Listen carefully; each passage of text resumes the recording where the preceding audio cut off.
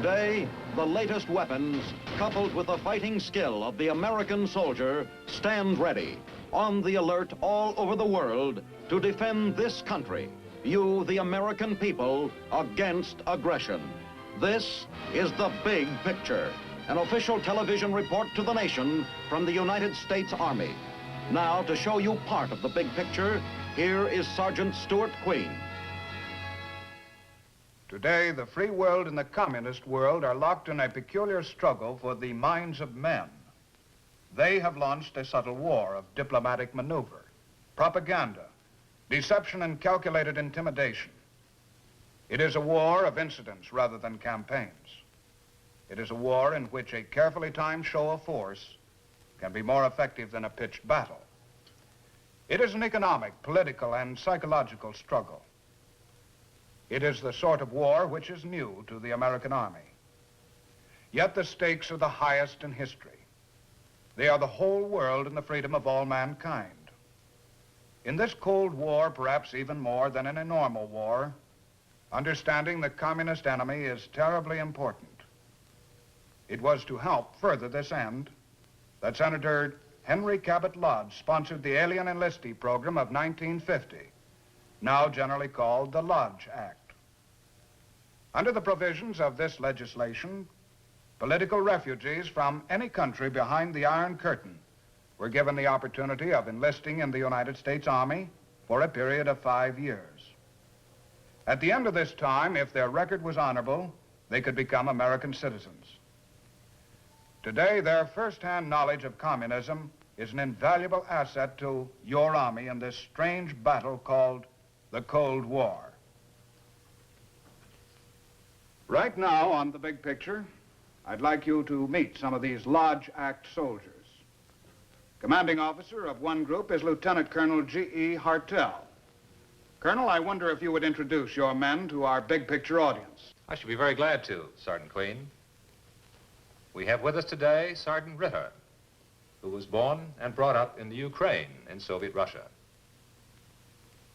And on my right, we have Corporal Falkevich, who was reared in Poland, which is now occupied by the Soviets. Colonel, could you tell our Big Picture audience briefly what the purpose of the Lodge Act is? One of the many purposes is, of course, to use a Lodge Act soldier's knowledge of communism. But he's also used as a linguist and a skilled craftsman. How do these men join the American Army? Once these men are across the Iron Curtain, it is relatively easy for them to enlist in the U.S. Army. We have some Army films which were taken earlier, which show how these men enlisted in Europe. You are now at the barrier leading into an American Army replacement center somewhere in Germany. The year is 1951.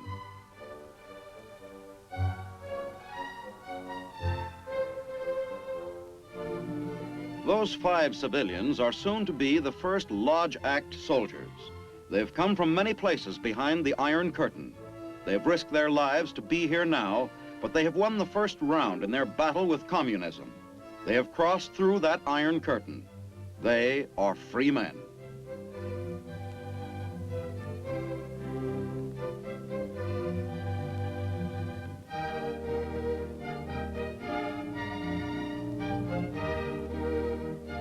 Once inside the replacement center, they are sworn into the American Army. Sir, Private Asma reporting with 2 men for enlistment. Very well. We're very happy to have you with us today, both of you. Are you ready to be sworn in? Yes, sir. You raise your right hand, please, and repeat after me. I, Arkady Rudovsky. I, Arkady Rudovsky. I, Karol Keres. I, Karol Keres, Do solemnly swear. Do solemnly swear That I will bear true faith and allegiance. that I will bear true faith and allegiance To the United States of America. Though their English may be poor, these men are fully aware of the responsibilities which they have undertaken. But there are opportunities, too. As they shake hands with the colonel, they know that for the first time in many years, there is hope in their future. Now American soldiers, they get acquainted with GI shoes. Ike jackets sometimes present a fitting problem.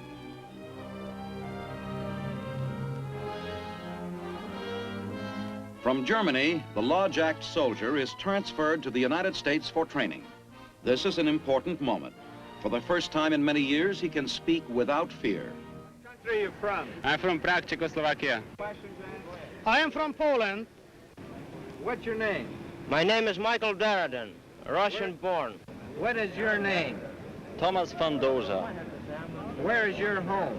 I was born in Romania, but I was a Hungarian. After their initial interview, the lodge-act soldiers are taken to Camp Kilmer, New Jersey.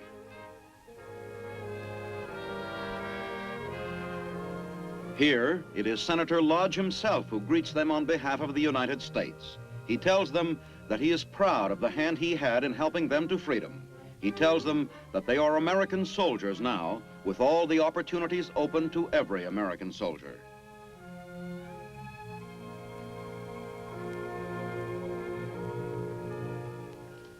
"5 years after their enlistment, they become citizens. Is that correct, sir? They will be citizens, and you will not find better citizens anywhere. These men have experienced perfect slavery, and they will accept democracy and freedom with all its imperfections. I'm afraid too many of us take our liberties too much for granted. One of our biggest jobs is to acquaint the American soldier with how the communist soldier lives and what he's like. We feel that as a natural byproduct, this will result in a greater appreciation of our democratic ways of life. Well, what about this communist soldier, Colonel? What is he like? Let's ask those who can speak from experience. You may be surprised that Corporal Falkevich speaks excellent English. He acquired this in European schools. To find out about the communist soldier, I think it's best to go back to the time when he's a young boy. He may live in the city or in the country. It doesn't really make much difference. Life is hard everywhere. When the time comes for him to go to school, he will be indoctrinated from the beginning, and without usually knowing it, with the strict Communist Party line. His mind, in fact, will already be molded to the shape that the communists want it to be in. Just what do you learn in school? Well, from the very earliest stages, you learn about the Communist Party, its history, its principles, about its leaders. Lenin, for instance, in particular, is quite important. What other activities except work and school are there for the young communist? When you're quite young, you join Pionieri, which means pioneers. It looks like the Boy Scouts on the surface. Actually, it's a political and almost paramilitary organization. From then on, when you are about 16 years of age, you would join the Komsomol, which is the Young Communist League. Life in the Komsomol is made to be clean and powerful, and you like that because your experience is of dirt and poverty, and you're beginning to like it more and more.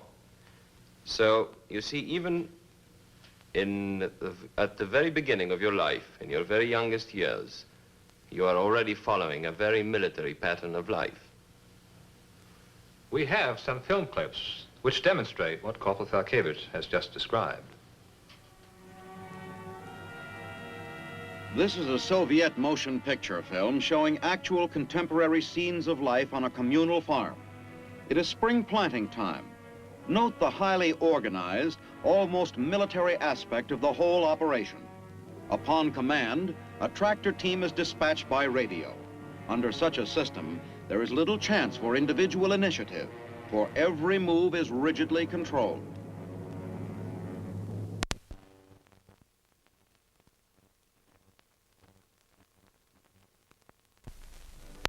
With the harvest, there is another pseudo-military operation. There is work for everyone, but most of it is hard, back-breaking labor. Women as well as men take part in this heavy field work. With the harvest in, there is a celebration in town. Everybody attends. As is due his position, the local commissar arrives by automobile. The people have come to witness the awarding of prizes to those who have served the party best during the year. The local commissar acts as MC. But the giveaways here aren't refrigerators or sewing machines. They are medals, dozens of medals to reward the hard and diligent worker. One already bemedaled woman receives another, her only reward for much hard labor.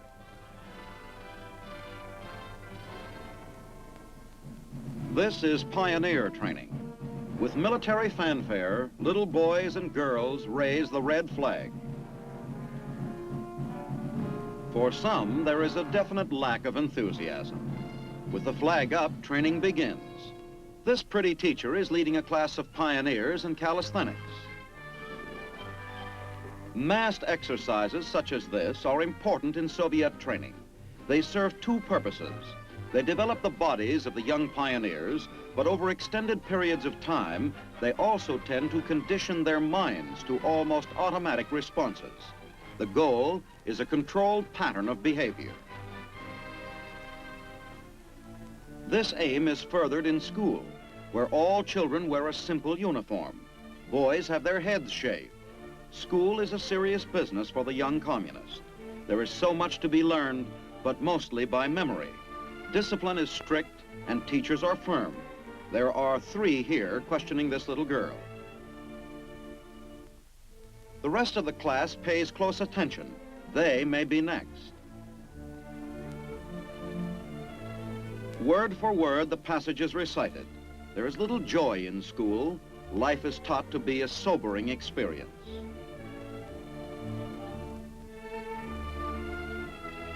Her ordeal over, the little girl sits down.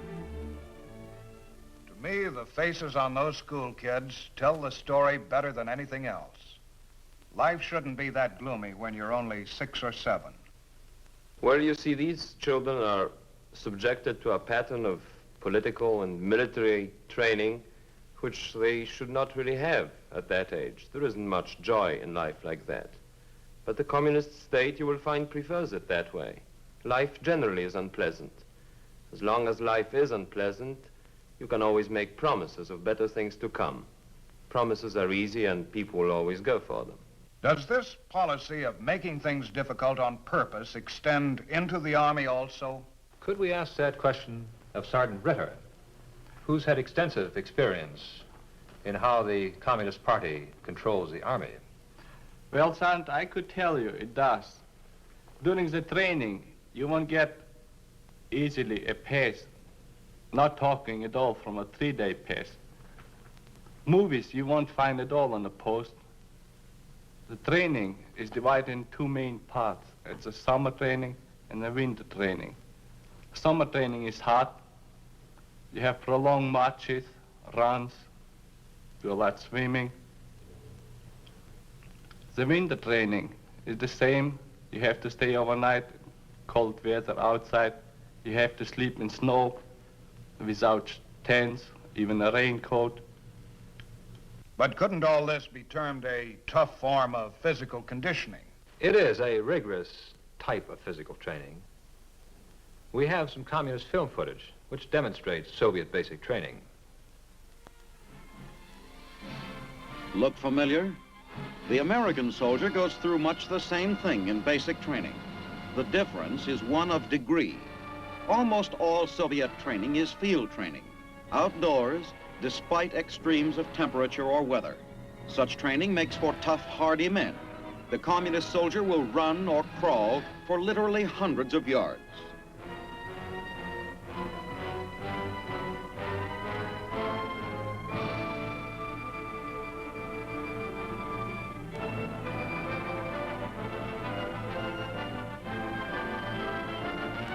He will perform the most unpleasant duty without a gripe. But don't forget, he is used to unpleasantness. He has lived with it all his life. However, if he should fail in his duty, punishment is swift and terrible. An individual's life is of no value unless it conforms to the communist pattern. What you are about to see now is a field exercise in bayonet training. The troops are divided into two sides, the ones with helmets against those without helmets. Both sides wear face protectors similar to fencing masks. And of course, rubber bayonets are used. As in fencing, a good thrust puts a man out of action. Communist infantry weapons are rapid fire and short range. Communist tactics call for close-in fighting. Hand-to-hand combat such as this is something that is stressed.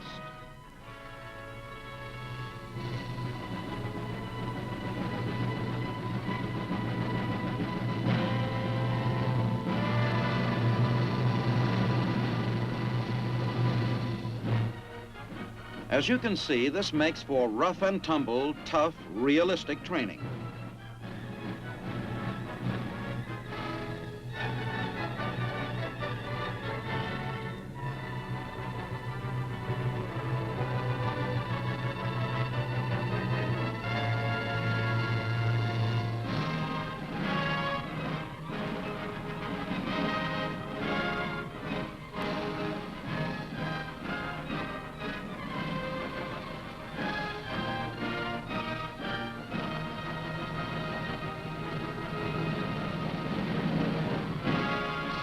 In this sort of training, spirits run high, and there is a real sense of accomplishment for the victors.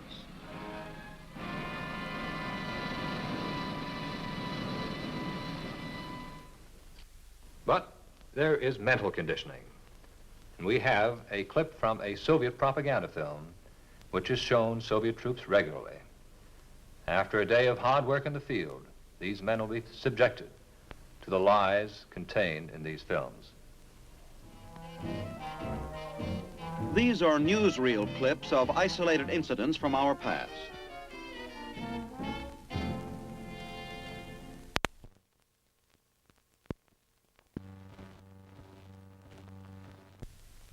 But to the communist soldier, they are presented as the general living conditions here in America today. It is with this sort of distortion of truth that the communists build their Hate America campaign. They say that riots are prevalent because food is wantonly destroyed by the greedy capitalist to keep the prices high. They imply there is much discontent in this so-called land of liberty. Films such as this one are shown almost daily to communist armies. The purpose of these films, of course, is to create controlled attitude among soldiers. We have touched on this before, Colonel, but I wish either you or your men would clarify it a bit more for our big picture audience. Let's ask Corporal Falkevich. Well, I think the point is here that all communist armies are not just military organizations. There are also very powerful political organizations. You see, at the head of every single unit, there stand two men. One, the commanding officer. The other is a politruk, or political officer, who is a member of the Communist Party. What is the function of this political officer? He is an attitude maker. He has more power in many cases than the unit commander. But we must look for the function of this individual to the basic documents by which he operates. And there is, for example, Lenin's Life, which is probably the most important and the most frequently read book in the Soviet Union today. It demonstrates all of the basic hate, struggle, even corruption on which communism thrives. This is the overall book. However, the political officer in the unit actually works by a field manual, which I'd like Corporal Falkevich to demonstrate. This little booklet here is called in Russian Работа партийной организации подразделения, which means, in fact, the handbook for communist agitation in a military unit. It provides the political officer with all the information he needs, all the procedure, anything at all. Could you quote a statement out of this book for us? Yes, I think that there are many statements here that are quite enlightening. here is one, I think, that is particularly significant and quite representative. And, shall I read it in Russian? Please. It says, «Воспитание советского патриотизма, беспредельной любви воинов к своей родине, органически связано», etc. How about a translation of that, please? Well, this means, in essence, and it may shock you to hear that, perhaps, that the essence of Soviet patriotism is burning hatred towards all enemies of the communist state. It's quite a statement. Yes, and of course this hatred is the tool with which the political officer works within his unit, and the tool with which the political officer compromises the unit commander in many cases. But whether it's in a unit or in the entire country, the system is the same. We have a chart which I think demonstrates this very graphically. And that is on one side, to give you a point of comparison, we have the United States government where there is a loosely organized way of getting along with each other, of ameliorating our problems. On the other side of the Iron Curtain, in Soviet Russia, we have a centralized government where all of the sections of state, the various operations in the country, are rigidly controlled by the Communist Party. The army, the scientists, they are all enslaved under this communist thought control, the political control. And of course, whether the man is a scientist or a soldier, he is chained to this centralized mass enslavement. And of course, from this peculiar type of setup emanates the ideological attack on our country. We, on the other hand, in an attempt to counter this propaganda attack, attempt from the army, industry, labor, and science to come up with some of the solutions. But as you can see, the Iron Curtain is the main obstacle between the people on both sides of this Iron Curtain. To us who live in the free world, it is hard to believe that men's minds can be shackled so effectively. Today, the mass of soldiers and officers in the Soviet Union are found everywhere behind the Iron Curtain. Isn't that true, Sergeant Vetter? Yes, sir. In communist countries, you see soldiers everywhere, and they are not on leave either. They are on duty. Their duty is to represent the power of the government. Alone their presence is a certain psychological as well as a physical barrier to any opposition movement. I think there's also another aspect to representing the power of the state, and that is the parades in Soviet Russia. Communists are very good at organizing them. They organize them frequently and on a very large scale, usually. It appeals to the emotions of the people. They see a lot of uniforms, the bands are playing. It's a show of force, a show of apparent unity and enthusiasm in the nation. It's an opportunity for dishing out propaganda at home and giving out a good propaganda impression abroad. We have some Soviet film footage which shows some of these recent parades. And I think it might be of some interest to you, Sergeant Queen, to see some of these films. That is the clock on the Kremlin Tower, and this is Red Square.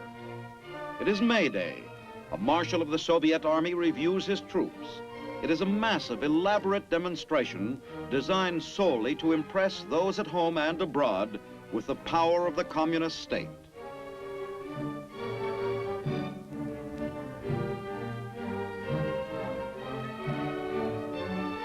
At the other end of the communist empire, there are other parades modeled after those you have just seen, designed to achieve the same effect: impress the people with a show of strength, make an excuse for dropping propaganda leaflets.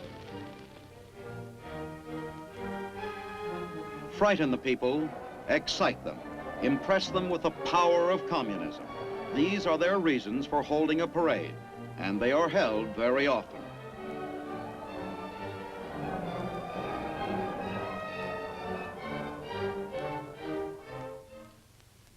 A communist parade certainly is different from what we are familiar with.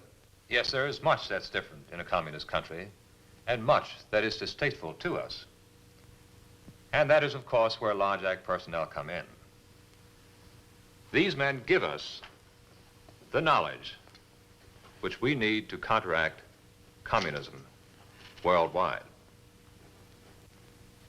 These men give us the details with which to blunt the ideological attack of communism on our country.